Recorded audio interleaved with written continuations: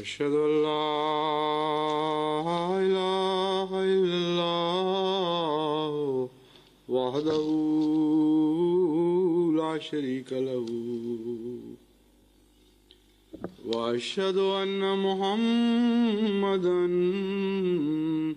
عبده ورسوله أما بعد فأعوذ بالله من الشيطان الرجيم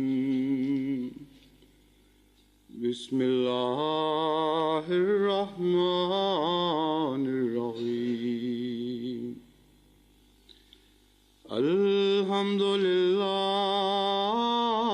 رب العالمين الرحمن الرحيم مالك يوم الدين إياك نعبد وإياك نستعين اهدنا الصراط المستقيم صراط الذين أنعمت عليهم غير المغضوب عليهم ولا الضالين ومن حيث خرجت فول وجهك شطر المسجد الحرام وحيث ما كنتم فولوا وجوهكم شطره لئلا يكون للناس عليكم حجة لئلا يكون للناس عليكم حجة إلا الذين ظلموا منهم فلا تخشوهم واخشوني وليتم نعمتي عليكم ولعلكم تهتدون.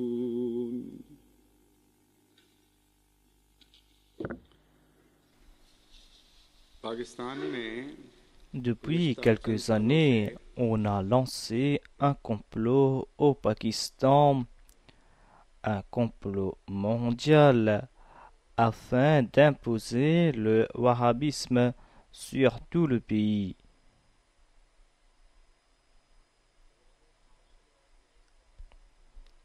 Apparemment, après la fin de la loi martiale, ce complot est toujours en action. Et on trouve les mêmes dessins vils, on trouve aussi la même méthode qui est utilisée et la virulence aussi est la même.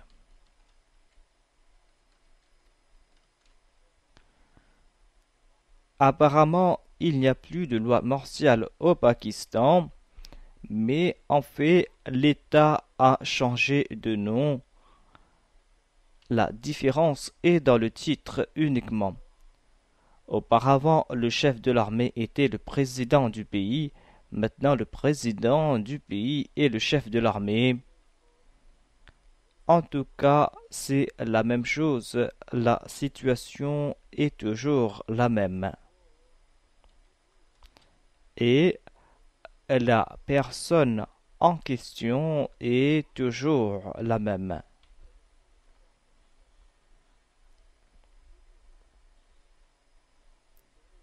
Le pion est le même, et la main qui bouge le pion est la même, et l'éminence grise qui conçoit ces complots mondiaux est la même.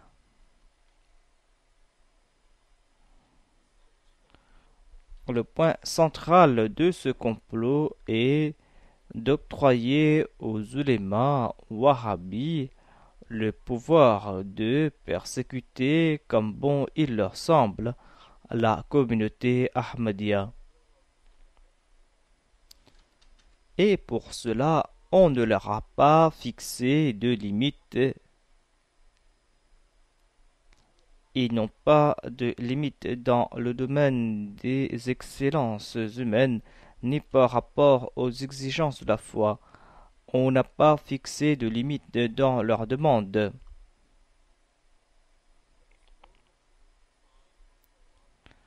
Et on est en train de crier à tue-tête afin que tous se tournent vers ces ulémas wahhabis et afin que les autres n'aient pas le courage de condamner ces exactions et afin que les politiciens n'aient pas de force pour condamner ces actions.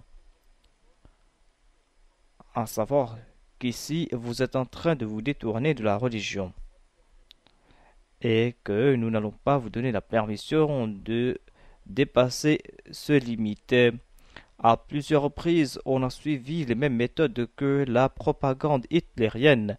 On a menti à plusieurs reprises et on a condamné la Jamaat Ahmadiyya. Et c'est pour cette raison que tous les politiciens ont été réduits au silence. Les autres communautés qui regardent cette communauté avec haine sont réduits au silence.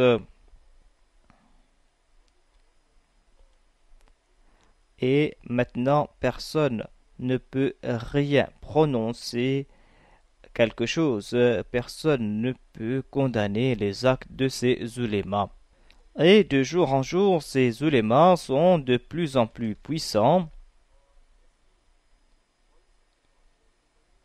Et maintenant, personne n'a la possibilité de s'opposer à eux.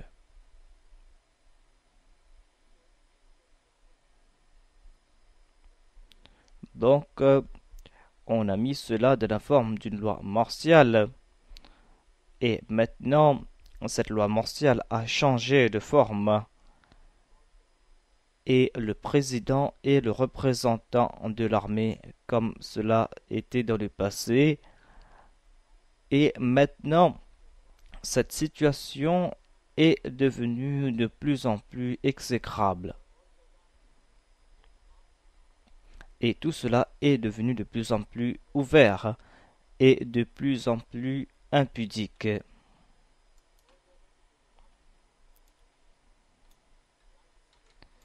Donc, cette affaire est des plus en plus impudique et il ne respecte aucun aspect de la religion de la foi. Quelques jours auparavant, le ministre des Affaires religieuses, Janab Haji Tareen Saheb, a fait une déclaration intéressante. Apparemment, il s'y trouve un conseil aux Ahmadis et il a parlé avec des paroles très amènes. Mais il y avait dans sa déclaration des menaces larvées que toute personne intelligente peut découvrir.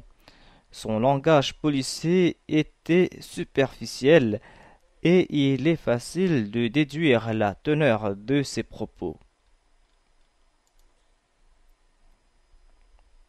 Il déclare, et écoutez les paroles qu'il a utilisées, il déclare donc: nous conseillons à nos concitoyens les Ahmadis que le peuple et l'Assemblée nationale vous a qualifié de non-musulmans et pourquoi donc ne pas accepter cette décision? Si vous vous opposez à cette décision, vous allez vous rebeller contre le peuple. Le peuple vous a qualifié de non-musulmans, acceptez cela. Et nous vous demandons de couper toute relation avec les signes islamiques. Changez votre qibla, changez la direction de vos mosquées, ne montrez aucun attachement avec la kalima. Voilà ce que nous vous demandons de faire. Et l'argument est que la majorité démocratique a déclaré que vous êtes des non-musulmans. Puisque vous n'êtes pas des musulmans, alors il ne doit pas y avoir de relation entre vous et les signes islamiques.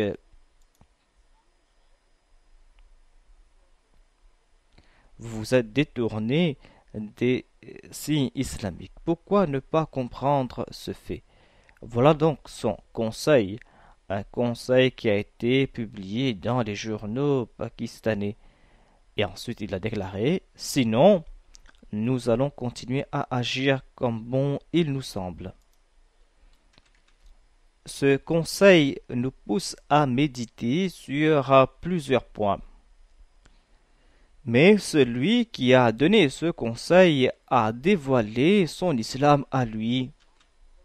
Il s'est détourné complètement de l'islam. Il y a plusieurs aspects que nous devons étudier. Il y a tout d'abord un point de vue historique. À l'époque du saint prophète Mohammed Mustafa, sallallahu alayhi wa sallam, la Nadwa, le conseil des chefs arabes s'est réuni. Les chefs koraïchites se sont donc réunis et ils étaient en majorité, alors que le saint prophète Mohammed lui n'était accompagné que de quelques compagnons. Il y avait Hadrat Ali, Hadrat Abu Bakr Siddiq radhiyallahu anhu, et quelques compagnons tels que son épouse Hadrat Khatija radhiyallahu anha.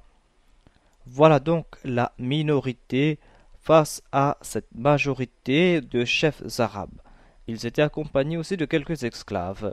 Donc les chefs arabes ont émis leur décision. Ils ont déclaré que voilà ce que vous pouvez faire et voilà ce que vous ne pouvez pas faire. Et la décision est que nous n'allons pas vous donner la possibilité de prononcer la kalima La ilaha illallah Muhammadur Rasulullah. Voilà donc ce que nous vous demandons à faire.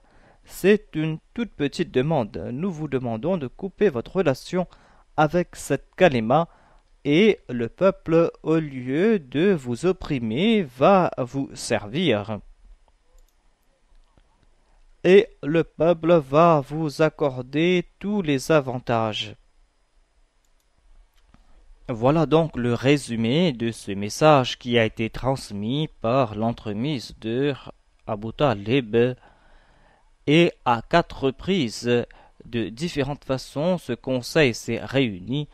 Et à 4 reprises, ils ont répété ce même message avec de différentes paroles, à savoir que la pomme de discorde est La ilaha illallah Muhammadur Rasulullah. Détournez-vous-en si vous voulez vous réconcilier avec nous. La réponse du saint prophète Mohammed Mustafa sallallahu alayhi wa sallam est une réponse vivante pour l'éternité à venir. Le temps n'a pas eu d'effet sur cette réponse et n'aura pas de l'effet sur la réponse qu'il a donnée.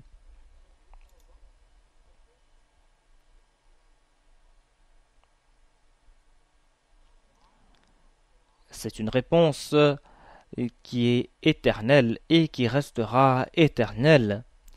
Il a déclaré « Usez de toutes vos forces, faites ce que vous avez à faire. Nous n'allons pas nous détourner de cette kalima. »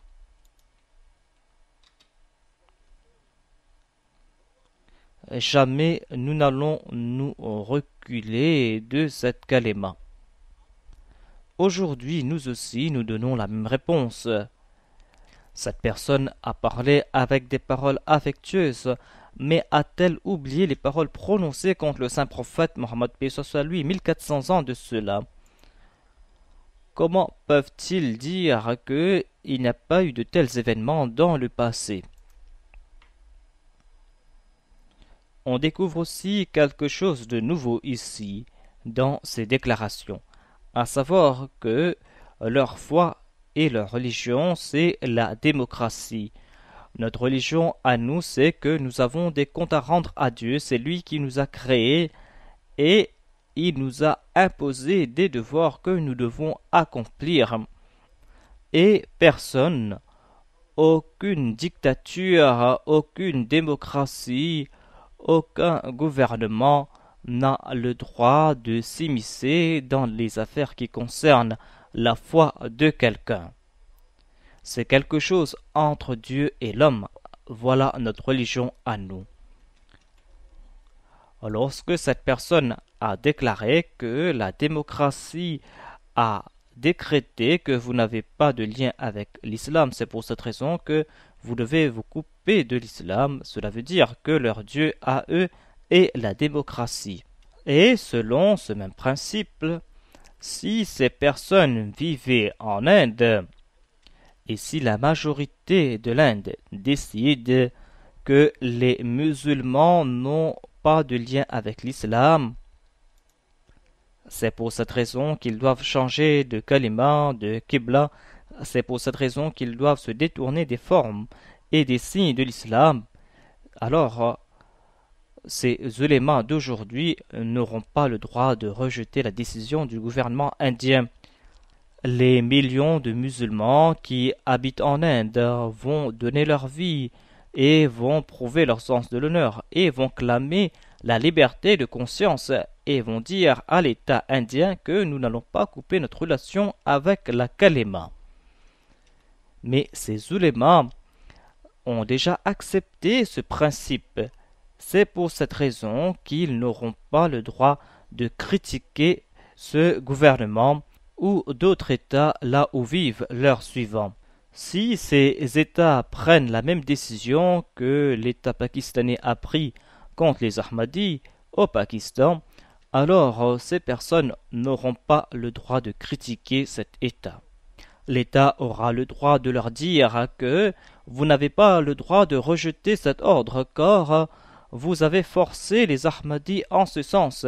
Vous avez déclaré que la majorité a décrété que vous n'avez pas de lien avec l'islam. C'est pour cette raison que vous devez couper toute relation avec l'islam. Et nous sommes en train de dire la même chose. Nous sommes en train de dire que ici règne la démocratie et la majorité démocratique a décidé que vous n'avez pas de lien avec l'islam.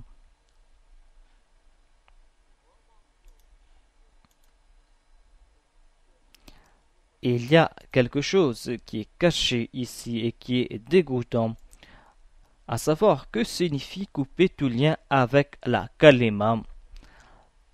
Il y a deux aspects qu'on doit comprendre ici. Tout d'abord que vous ne devez pas représenter la kalima.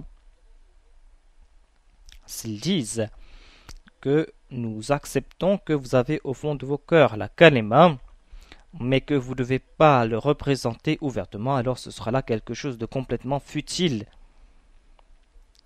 C'est pour cette raison qu'ils ont dû déclarer que nous sommes dans vos cœurs. Dans vos cœurs, il y a ces ulémas et nous savons qu'il n'y a rien dans vos cœurs. Nos ulémas ont déclaré que les Ahmadis n'ont pas de kalima dans leur cœur. Ils lisent la kalima alors que à l'intérieur ils n'ont aucun lien avec la kalima. C'est pour cette raison qu'ils n'ont pas le droit de prouver de l'amour pour la kalima. Et nous sommes courroucés lorsque les Ahmadis clament qu'ils ont de l'amour pour la kalima. Et ils déclarent donc que puisque vous devez rejeter la kalima car la kalima n'est pas inscrite dans vos cœurs. La colère est que lorsque vous dites que Dieu est unique, qu'Allah est unique, et que Muhammad Rasulullah sallallahu alayhi wa sallam est son prophète et son messager, puisque nous savons que cela n'est pas inscrit dans vos cœurs, c'est pour cette raison que nous sommes courroucés. Si vous voulez vous concilier avec nous, alors annoncez que Dieu n'est pas unique, na'udhu billah, et que Muhammad Mustafa sallallahu alayhi wa sallam n'est pas son prophète, na'udhu billah min dhalik. Et c'est là que nous serons tranquilles, c'est là que nous allons vivre dans le bonheur, et c'est là que nous allons vous donner tous vos droits. Voilà donc la nouvelle bataille. Ils disent que nous rejetons la kalima, et d'autre part, ils disent que si, na'udhu billah, on les accepte comme des dieux qui connaissent l'invisible, et s'ils savent qu'il n'y a pas de kalima dans les cœurs des Ahmadis, alors dites-nous comment les Ahmadis vont devenir des musulmans. Réfléchissez en ce sens. Si par exemple la kalima n'existe pas dans le cœur des Ahmadis et qu'il pense qu'il doit maintenant accepter l'islam, car d'autre part on est en train de le menacer qu'il doit accepter l'islam, sinon on va l'opprimer davantage. Comment va-t-il accepter l'islam? Car on l'a empêché de lire la kalima. et lorsqu'il va lire la kalima, il sera assassiné. Donc, quelle est la voie pour les Ahmadis pour qu'ils deviennent des musulmans?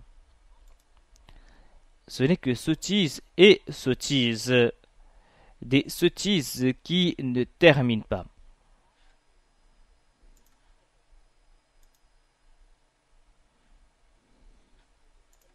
Et c'est pour cette raison que vous n'avez pas le droit de lire la kalima. Ils savent très bien qu'ils sont en train de suivre la même voie que des Mécois 1400 ans de cela. Ils savent cela, mais nous font les mêmes demandes. Et je vais vous présenter les déclarations d'un grand ouléma. C'est Maulana Taj Mohammad Saheb, Nazim A'la de la Majlis Tahafuz Khatm Nabuwat. C'est le chef de la région de Baloutchistan et de Quetta. Il a fait une déclaration au tribunal pour le procès d'un jeune homme, d'un Ahmadi, qui a porté le badge de la kalima et qui répétait la ilaha illallah Muhammad Rasulullah et qui envoyait des salutations sur le saint prophète Mohammed, paix soit lui, et qui lançait des slogans en faveur de Dieu. Les ulémas étaient si courroucés de ces déclarations qu'ils l'ont attrapé, qu'ils l'ont frappé, qu'ils l'ont roué de coups et ils l'ont confié à la police. Lui, il a été enfermé en prison. C'est le petit frère de M. Farouki qui est l'auditeur de la Jamaat ici.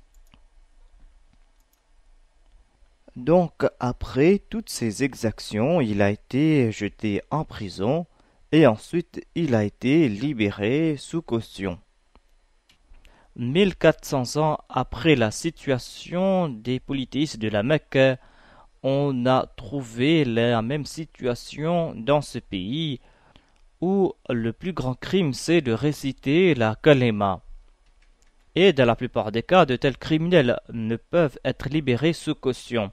Certains magistrats libèrent de telles personnes sous caution, mais ils ne comprennent pas pourquoi les mollahs se courent si un autre récite la kalima. Donc si un juge le libère sous caution, il ne va pas faire de progrès, il sera en danger si ce régime est en place. En tout cas, un juge a libéré cette personne sous caution et le procès est toujours en cours jusqu'à présent. Et au cours de ce procès, le Maulana Taj Mohammad Saheb Nazim A'la Majlis Tahafuz Khatm Nabuwat a répondu à une question. Il déclare donc que c'est vrai qu'à l'époque du saint prophète Mohammed, paix soit sur lui, les polythéistes maltraitaient ceux qui priaient, ceux qui accomplissaient la salat, ceux qui donnaient l'appel à la prière, ou ceux qui récitaient la kalima. Les polythéistes traitaient de la même façon que nous sommes en train de traiter les Ahmadis aujourd'hui. C'est là une déclaration sous serment. Et on trouve ici les tampons du magistrat et du tribunal. Mais ces personnes n'arrivent pas à comprendre. C'est de l'indécence ouverte. Ils vivent dans l'impudeur et ouvertement, sans pudeur, ils sont en train de déclarer « Nous sommes en train de traiter de la même façon les Ahmadis que les polythéistes traitaient le saint prophète Mohammed paix soit sur lui. » Et ils ont cité les crimes commis par le saint prophète et ses compagnons, prier, réciter la kalima et faire l'appel à la prière. Donc, les polythéistes nous ont appris comment traiter les Ahmadis et nous sommes en train de suivre les voies de ces polythéistes et nous sommes en train de traiter les Ahmadis de la même façon. Ensuite, il déclare « Changez la direction de vos mosquées. Vous êtes en train d'agir à l'encontre de l'islam.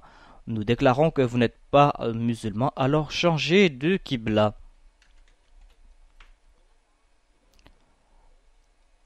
Dans la première déclaration, il se posait en Dieu comme ceux qui connaissent l'invisible.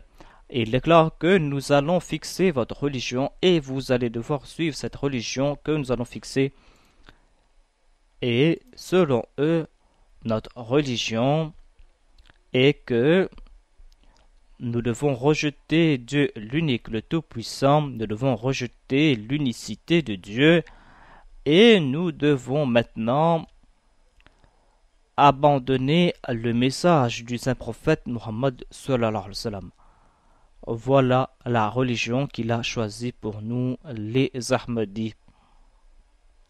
C'est Dieu qui choisit la religion et nous rejetons les faux dieux que vous êtes. Nous vous rejetons des milliers de fois. Et tous les Ahmadis, dans leurs actions, vont rejeter vous et vos faux dieux. Apprenez vos actions des polythéistes et dépassez les polythéistes, mais à aucune reprise les Ahmadis vont abandonner leur foi. Si vous voulez adorer des faux dieux, adorez ces faux dieux, mais nous n'allons pas nous immiscer dans la foi des autres. L'Ahmadiyya était et sera la religion du Saint-Coran et du Saint-Prophète Mohammed sallallahu alayhi wa sallam. Et aucun mollah de ce bas monde ne pourra changer cette religion. Il déclare: changez la direction de vos mosquées et c'est là que nous aurons la tranquillité du cœur. Qu'avons-nous à faire avec votre consolation à vous? Nous cherchons le plaisir de notre Seigneur. Nous cherchons la tranquillité de nos cœurs à nous. Si vous ne voulez pas avoir la paix, alors n'ayez pas la paix. Quand est-ce que le saint prophète, paix soit lui, a-t-il consolé les koufars de la Mecque? Alors que, selon vous, vous êtes en train de la même façon ceux qui récitent la kalima, ceux qui accomplissent la salat et ceux qui adorent Dieu. Vous n'êtes pas courroucés en raison des paroles des Ahmadis. Votre Nazim Allah a déclaré ouvertement que nous sommes en train de traiter de la même façon les Ahmadis, de la façon dont les mouchriks de la Mecque traitaient le saint prophète, paix soit lui, et ses compagnons. Telle est votre foi à vous, et nous n'allons pas nous immiscer dans vos affaires, et à cause de vous, nous n'allons pas changer de foi. Le Saint-Coran déclare: وَمِنْ حَيْثُ خَرَجْتَ فَوَلِّ وَجْهَكَ شَطْرَ الْمَسْجِدِ الْحَرَامِ وَحَيْثُ مَا كُنْتُمْ فَوَلُّوا وُجُوهَكُمْ شَطْرَهُ لِأَلَّا يَكُونَ لِلنَّاسِ عَلَيْكُمْ حُجَّةٌ إِلَّا الَّذِينَ ظَلَمُوا مِنْهُمْ فَلَا تَخْشَوْهُمْ وَاخْشَوْنِي وَلِأُتِمَّ نِعْمَتِي عَلَيْكُمْ وَلَعَلَّكُمْ تَهْتَدُونَ. On dirait qu'on a brossé ici le tableau de la Jamaat Ahmadiyya. Les mouchriquines étaient courroucés à l'époque car on a changé de Qibla, à savoir lorsque Dieu a vu comment le saint prophète, paix soit lui, était anxieux. Dieu lui a donné la permission de changer de Qibla. C'était les Ahl Kitab qui étaient courroucés, c'est-à-dire les chrétiens. Dieu lui a donné la permission de changer de Qibla et de ne plus se tourner vers la Palestine. Et les Ahl Kitab étaient courroucés, tout comme les mouchriquines l'étaient. Mais les Ahl Kitab de l'époque étaient des gens plus polis, des gens plus amènes. Ils étaient courroucés certes, mais ils n'ont pas lancé de campagne d'assassinat. On n'a pas tué un seul musulman, on n'a pas mis à sac une seule maison et on n'a pas lancé une seule flèche contre un musulman pour la raison qu'ils ont changé de Qibla et qu'ils se sont tournés vers la Mecque. Mais aujourd'hui, c'est un grand crime aux yeux de ces mollahs que de se tourner vers la Mecque. Il déclare que maintenant, nous avons le droit de nous immiscer dans vos affaires. Allah a fait de nous les garants et nous a fait comprendre que nous devons empêcher les non-musulmans de se tourner vers la Mecque. Voilà leur religion à eux, une religion que ne trouve pas ailleurs. Cette religion est la risée de tout le monde, cette logique est la risée de tout le monde.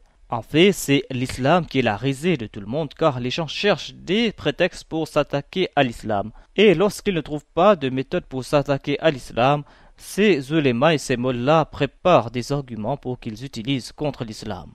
Et ils ne comprennent pas que nous sommes en train de construire des usines d'armes contre l'islam nous-mêmes, et que le monde entier va utiliser ces armes pour s'attaquer à l'islam, et l'islam sera la risée du monde entier. Car l'islam dit que si vous allez vous tourner vers la Mecque, nous allons vous tuer. Le Coran déclare que vous devez vous tourner vers la Mecque, vous devez vous tourner vers la sainte mosquée et vous ne devez pas chercher d'autres qibla.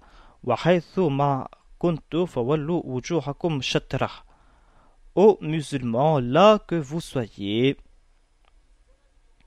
là où vous vous trouvez, tout le temps, tournez-vous vers la Mecque, vers la maison de Dieu, afin que les gens n'aient pas d'arguments contre vous.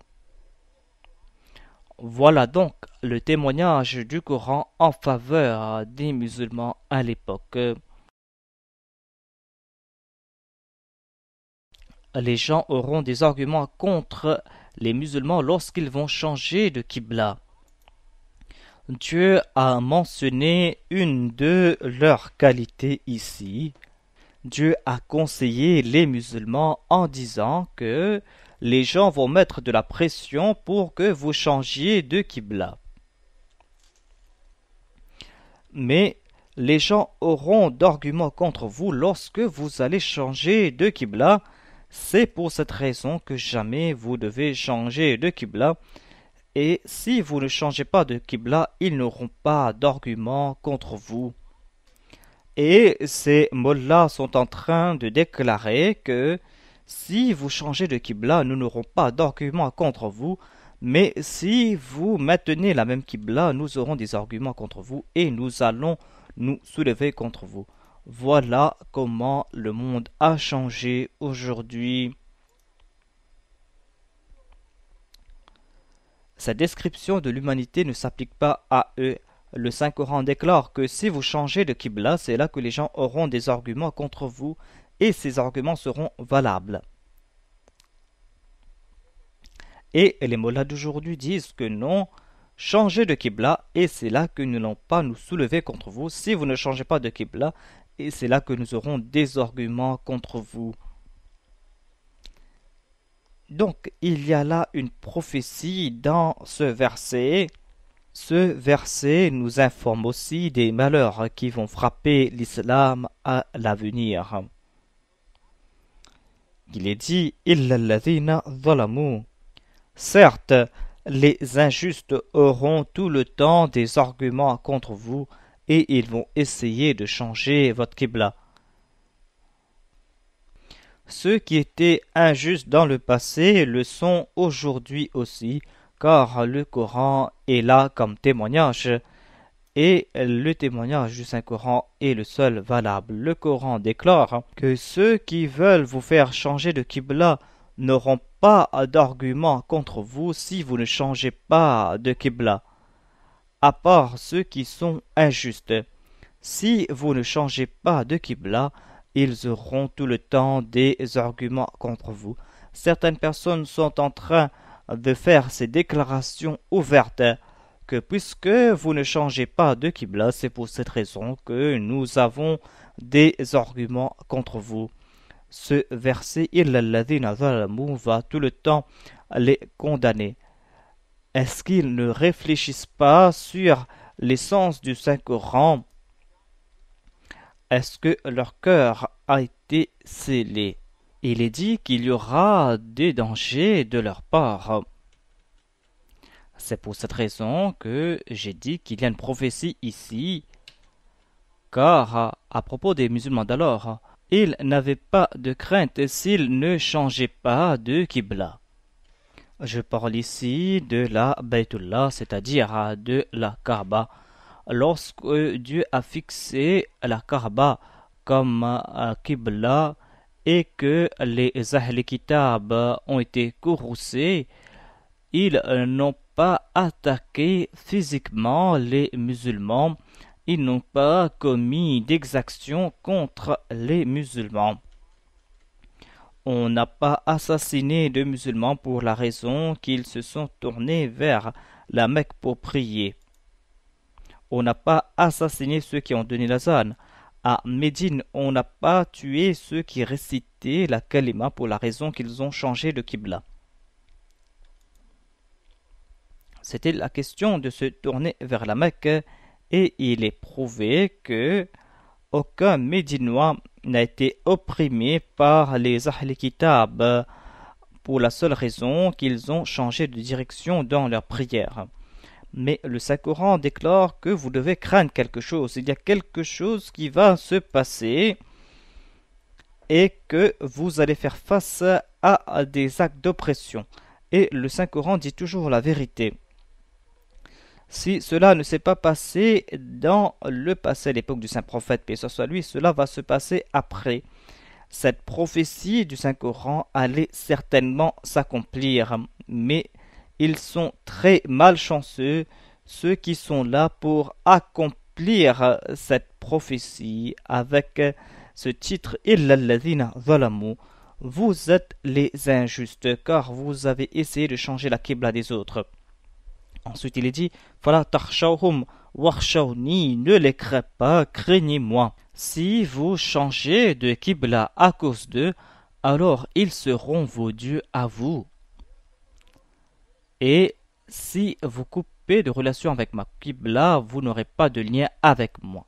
Donc aujourd'hui, vous devez choisir si vous allez faire des mollahs votre Rabb ou de Dieu votre Rabb. Donc au nom de tout Ahmadi, de tout grand et de tout petit, de toute femme et de tout homme Ahmadi, de la part de tout jeune et de tout vieux Ahmadi, je déclare qu'Allah Rabbul Alamin est notre Seigneur et il restera notre Seigneur. Et nous ne voulons même pas cracher sur les faux dieux que sont ces mollahs. Ces mollahs peuvent commettre autant d'exactions qu'ils veulent. Nous n'allons pas changer de qibla.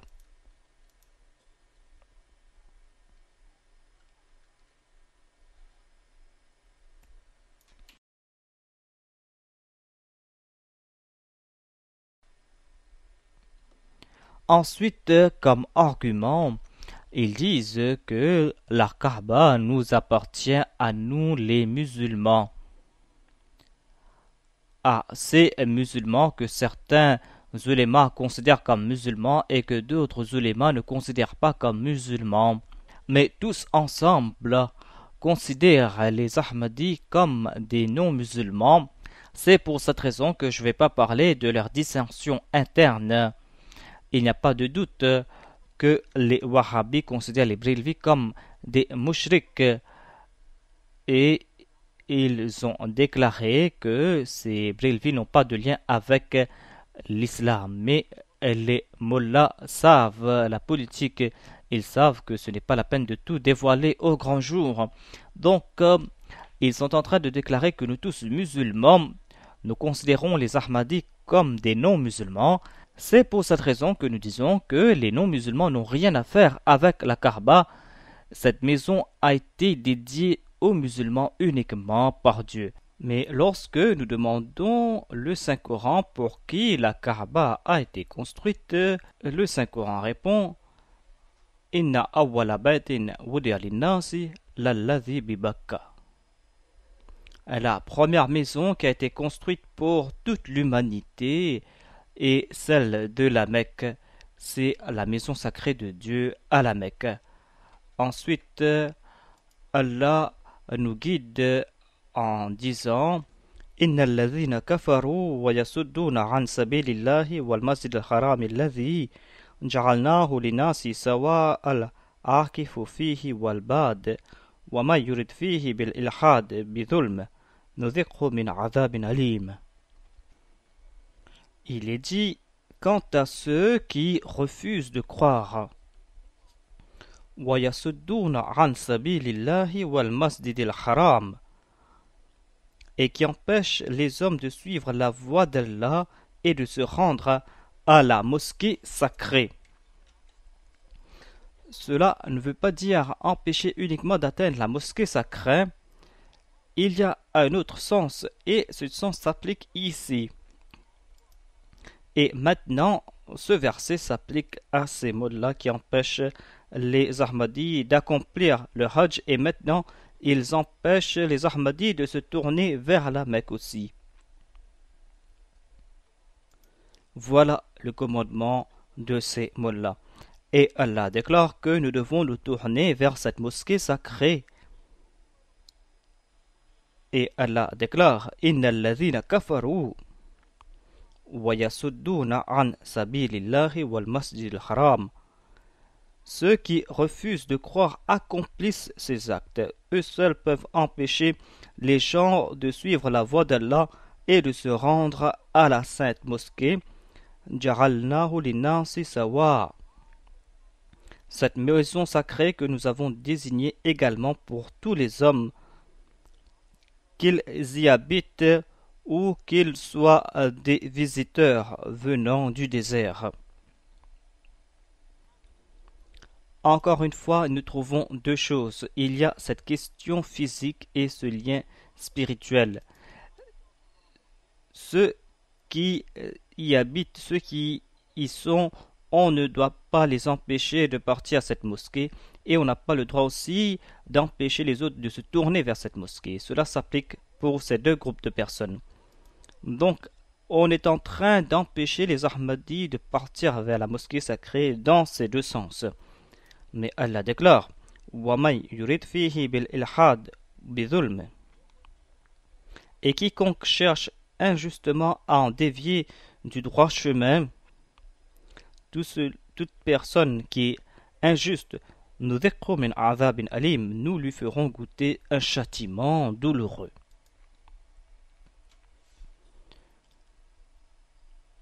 Donc, depuis quelques années, on a lancé cette guerre afin d'imposer le wahhabisme au Pakistan.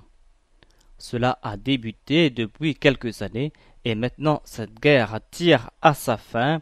Petit à petit, Allah est en train de nous tirer dans une direction et comparé à cela, Allah est en train de tirer ces autres personnes dans une autre direction. Ces personnes qui nous ont annoncé la guerre. Les versets coraniques sont en train de les annoncer que maintenant la guerre entre vous et les Ahmadis est terminée. Maintenant vous devez vous battre contre Dieu. Le Saint-Coran va s'opposer maintenant à vous. Le Saint-Coran est un témoin contre vous. Toutes ces choses que les polythéistes ont empêché les musulmans de faire et toutes ces paroles qui s'appliquent à l'humanité qui ont été consignées dans le Saint-Coran, vous avez adopté une voie négative et vous avez soutenu les ennemis du Saint-Prophète Mohammed, paix soit lui, et vous avez adopté les méthodes des ennemis du Saint-Prophète Mohammed, paix soit lui, pour se battre contre la vérité, et vous avez empêché les Ahmadis d'accomplir les tâches que j'ai ordonné de faire. Et je n'ai pas ordonné seulement un seul peuple d'accomplir ces tâches, mais j'ai décrété que toute l'humanité doit se tourner vers cette maison sacrée. Moi, le Tout-Puissant, l'Omniscient, j'ai décrété que l'humanité doit se tourner vers cette maison qui a été construite pour la première fois pour l'adoration de Dieu. Et en fin de compte, l'humanité est arrivée à son apogée et l'humanité était unie grâce à cette maison. Et maintenant, de nouveau, par l'entremise du Saint-Prophète Mohammed, paix soit lui, l'humanité est unie de nouveau et cette même maison, en fin de compte, est devenue le centre de l'humanité tout entière. Et c'est un signe du fait qu'Allah est le premier et le dernier. Le début a débuté avec cette maison et maintenant la fin va terminer avec cette maison de Dieu. Donc vous vous êtes opposé contre ce décret et vous avez empêché l'humanité d'accomplir cette tâche que nous avons décrétée, nous.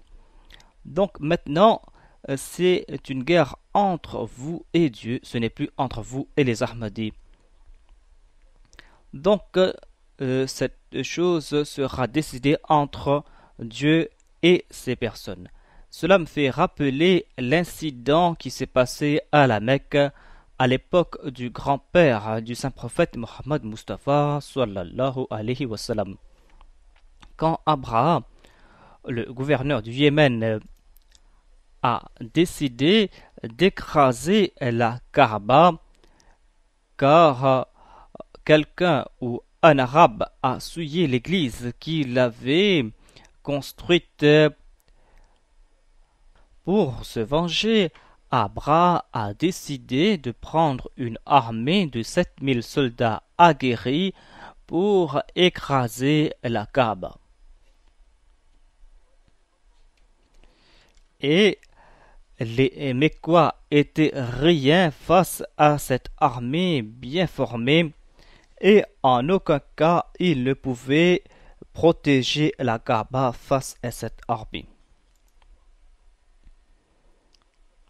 Les chefs arabes se sont réunis et ont cherché la solution. Ils ont décidé que le plus honorable parmi nous est Abdul Muttalib. C'est lui qui a de plus grandes qualités en tant que chef. Nous allons l'envoyer comme ambassadeur et peut-être qu'Abraha sera impressionné par sa personnalité et va changer sa décision.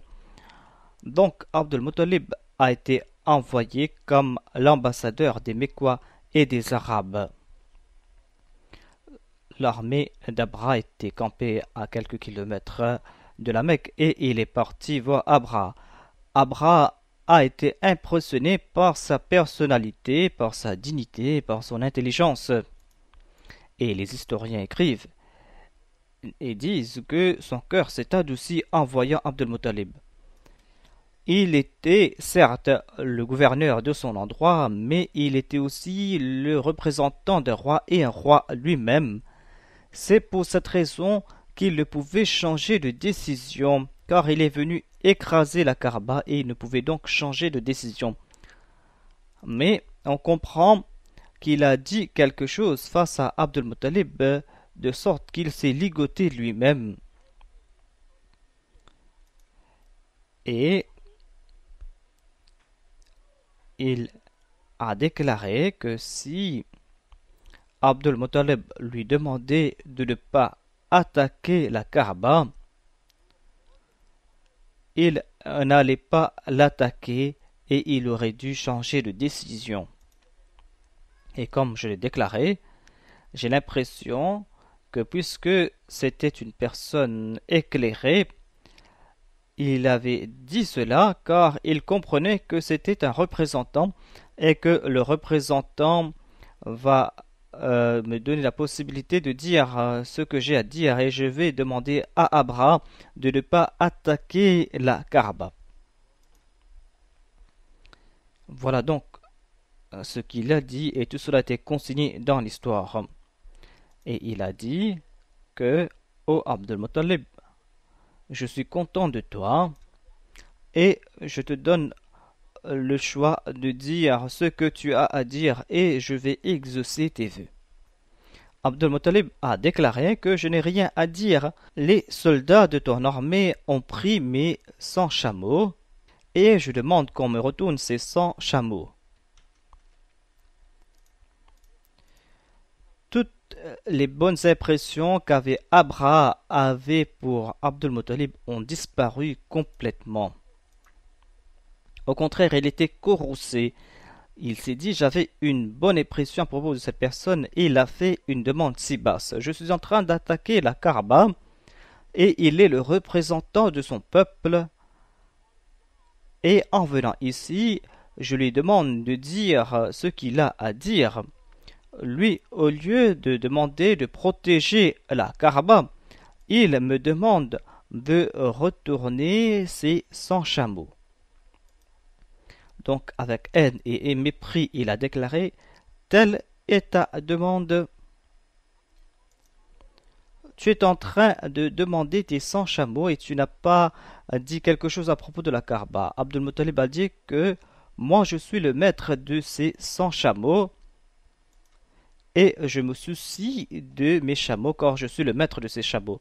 Mais sachez que la Kaaba a son maître et ce maître sait comment protéger sa maison.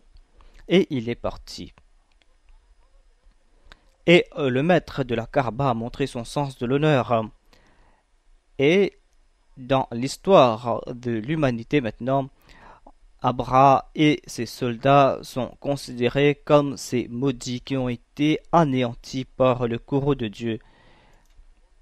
Et des charognards ont consommé leur chair et les ont brisés en 1000 morceaux. Voilà comment ces 7000 soldats ont été anéantis. Ces gens ne connaissent-ils pas l'histoire des Ashab al-Fil? Est-ce qu'ils ne savent pas que ce Dieu que nous adorons, celui que nous implorons à toute sincérité et pour lequel nous avons construit ces mosquées, ne savent-ils pas que nous ne sommes rien et que c'est lui qui est le Rabb de ces maisons?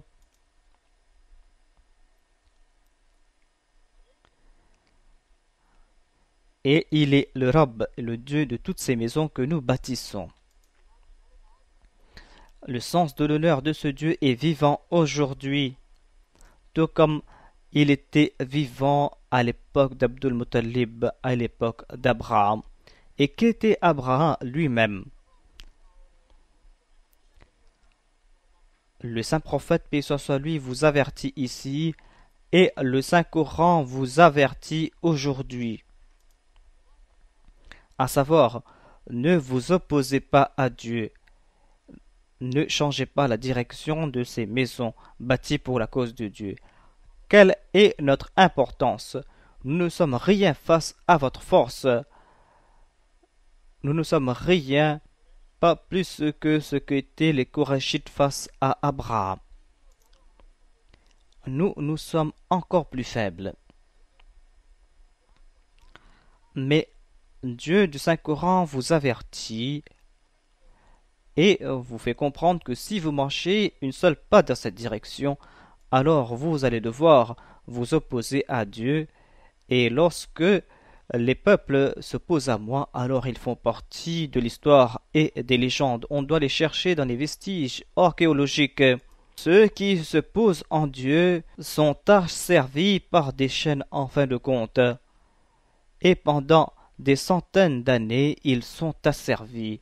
C'est pour cette raison que, au nom de Dieu et au nom de Dieu du Saint-Coran et au nom du Dieu du Saint-Prophète Mohammed, paix soit lui, je vous demande d'arrêter ces exactions, sinon vous serez un signe du courroux de Dieu.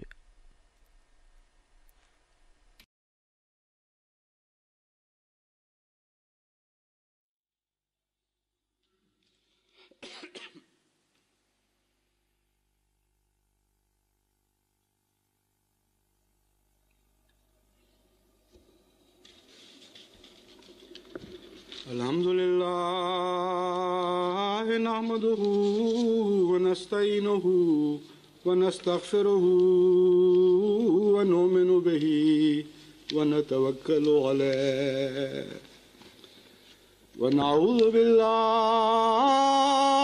من شرور أنفسنا ومن سيئات أعمالنا من يهده الله فلا مضل له ومن يضلله فلا هادي له ونشهد أن لا إله إلا الله وحده لا شريك له ونشهد أن محمدا عبده ورسوله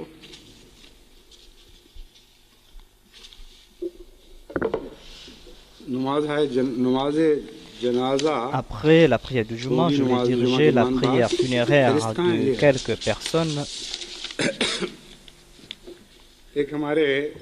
Il y a tout d'abord le père d'un travailleur de la Tahrik Jadid Chaudhry Nasir Saheb, Nasir अहमद साहब नदीम, उनके वालिद le मुकर्रम चौधरी père मुजफ्फर अहमद साहब de वफात पा गए हैं। Chaudhry उन्होंने Nasir दरख्वास्त की है Nadim, कि नमाज Chaudhry जनाजा गायब कराई Muzaffar जाए। est décédé et m'a demandé de diriger la prière funéraire de son एक père. हमारे नहायत मुखलिस Et il y नौजवान a aussi un jeune homme Rawalpindi के सैफुर de रहमान Rawalpindi, M. Saifur 26 साल की Rahman, उम्र में स्विमिंग पूल में रोजे qui के दौरान नहाते avait हुए 24 ans हादसे का et शिकार हो गए। qui a बाज़ été दफा होता है victime डाइव d'une करता है noyade. इंसान Des तो fois, les gens plongent dans une पथरीले piscine फर्श et से n'arrivent pas पहले रुक नहीं सकता, à वक्त पे वो बदलता changer नहीं de अपना रुख, direction तो सर lorsqu'ils टकरा जाता है। touchent le fond. या वैसे कोई उनको तफसील Et तो des नहीं मिली, fois, हो सकता है वैसे ही होता आ गया हो। Ils en décèdent, mais j'ai pas les तो détails बहरहाल à वो propos de cet रोजे की हालत accident. में वो Mais swimming en pool tout में cas, शहीद il हो गए। jeûnait et उनका खानदान il भी est बड़े दुख की décédé हालत में है और उन्होंने dans दरख्वास्त la की है। piscine. Donc, ils m'ont demandé इसी de तरह हमारे diriger sa prière एक funéraire. मारूफ Et दोस्त il सिलसिले y a के aussi अब्दुल्ला साहब ग्रुप कैप्टन l'épouse कनाडा की अहलिया मुकरमा d'un ami मुकरमा इकबाल sincère, अख्तर साहिबा का ऑपरेशन हुआ था Mokarama Iqbal Akhtar और Sahiba, qui a हमारी ये fait शेख नासिर une अहमद साहब opération. जो स्विट्जरलैंड Elle est la में हैं cousine आजकल de Sheikh Saheb वाक़िफ़ de la Suisse. सिलसिला, उनकी खालाजाद बहन थी। ये ऑपरेशन हुआ और उस वक्त तो ठीक था, Donc, मगर कुछ il देर y a के eu बाद une वो बिगड़ गया opération, ऑपरेशन elle और s'est फिर rétablie, mais après जानबर quelques ना हो temps, सकी। elle इन est तीनों की नमाज जनाजा décédée. जुमे के Donc, मान je बाद vais होगी। diriger la prière funéraire de ces trois personnes après la prière de Juma. इबाद अल्लाह रहमकुमुल्लाह इन्नल्लाह यामुरु बिल अदल वल इहसान व ईताइ ज़िल कुर्बा व यन्हा अनिल फ़हशाइ वल मुनकरि वल बगी यअज़ुकुम लअल्लकुम तज़क्करून उज़्कुरुल्लाह यज़्कुरकुम वदूहु यस्तजिब लकुम वलज़िक्रुल्लाहि अकबर।